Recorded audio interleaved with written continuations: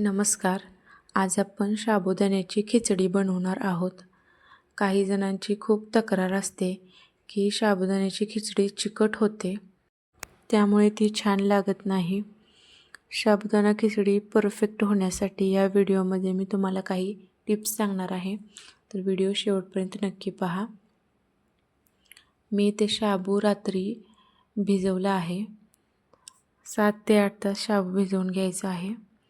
भिजवण्यापूर्वी आपल्याला तो 2-3 वेळा धुवून घ्यायचा आहे, कारण शाबूमध्ये स्टार्च असतो, त्यामुळे खिचडी जास्त चिकट होऊ शकते. तो धुवून घेतल्यामुळे त्यातील स्टार्च निघून गेल्यावर त्याचा चिकटपणा कमी होतो. मी या ठिकाणी 1 वाटी शेंगदाणे भाजून घेत आहे. शेंगदाणे अगदी मंद आचेवर भाजायचे आहेत. मोठ्या गॅसवर मोठ्या फ्लेमवर अजिबात भाजायचे नाहीत, त्यामुळे ते आतून कच्चे राहू शकतात. फक्त वरवरून ते भाजल्यासारखे दिसतात, परंतु आतून ते कच्चेच असतात. त्यामुळे खिचडीला चांगली टेस्ट येत नाही. त्यामुळे ते मंद आचेवर भाजा. मी या ठिकाणी शेंगदाणे भाजून घेतले आहेत. ते आता एका ताटामध्ये थंड करून आपल्याला ते मिक्सरमध्ये बारीक करून घ्यायचे आहेत. बारीक करताना सुद्धा एक काळजी घ्यायची आहे की पूर्ण बारीक, एकदम पिठासारखे बारीक न करता थोडे ते दाताखाली येतील इतके असे मोठे मोठे बारीक करायचे आहेत. जसं की तुम्ही इथे बघू शकता. खिचडीसाठी मी बटाटे बारीक साल काढून एकदम बारीक चिरून घेतले आहेत. बारीक चिरल्यामुळे ते लगेच वाफेवरती शिजतात.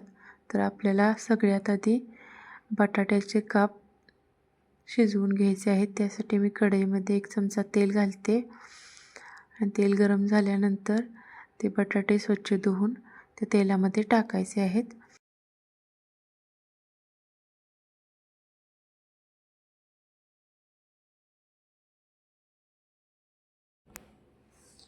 बटाटे मी तेलामध्ये टाकून घेते. नंतर ते थोडा वेळ तेलामध्ये परतून घ्या आणि त्यामध्ये किंचित थोडंसं अर्धा चमचा किंवा त्याच्यापेक्षा कमी, तुम्ही किती खिचडी किती बटाटे घेणार आहे त्यावर ते डिपेंड करतं, थोडंसं किंचितचं मीठ टाकायचं आहे आणि ते परतून घ्यायचं आहे. म्हणजे बटाटे लवकर शिजतात वाफेवरती. इथं मी मीठ टाकून थोडा वेळ परतून घेत आहे. नंतर त्यावर एक प्लेट झाकून 2 मिनटासाठी ते तसंच राहू द्यायचं आहे मंद आचेवरती, म्हणजे ते लगेच शिजतात.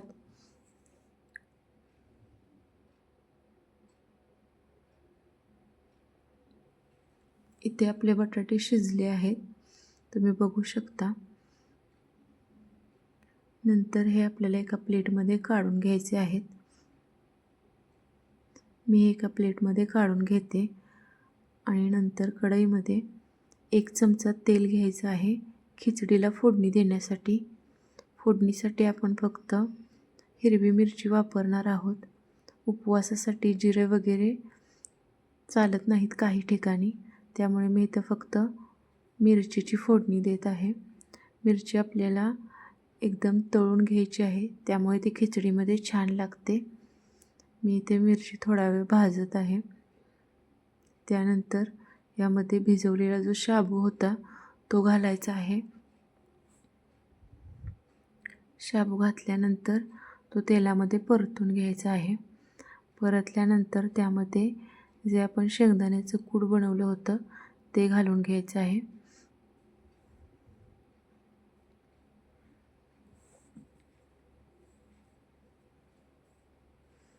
मी शेंगदाण्याचं कूट घालून घेत आहे आणि हे एकसारखं मिक्स करून घ्यायचं आहे.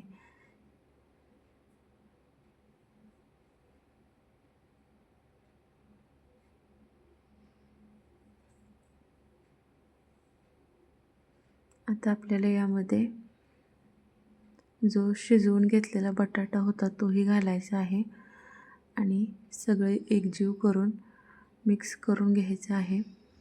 त्यानंतर आपल्याला चवीनुसार मीठ टाकायचं आहे. तर आपण मगाशी त्यामध्ये बटाट्यामध्ये मीठ घातलं होतं, त्यामुळे आता अंदाजाने किती मीठ लागेल या अंदाजाने मीठ घालायचं आहे, म्हणजे खिचडी खारट होणार नाही.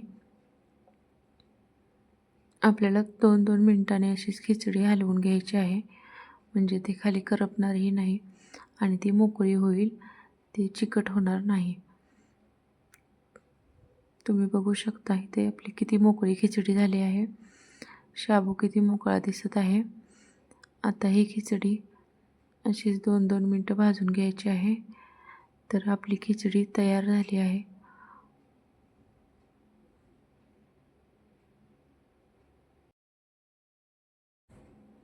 व्हिडिओ आवडला असेल तर लाईक करा, चॅनलला सबस्क्राईब करा आणि तुमच्या मित्रमैत्रिणींसोबत हा व्हिडिओ नक्की शेअर करा.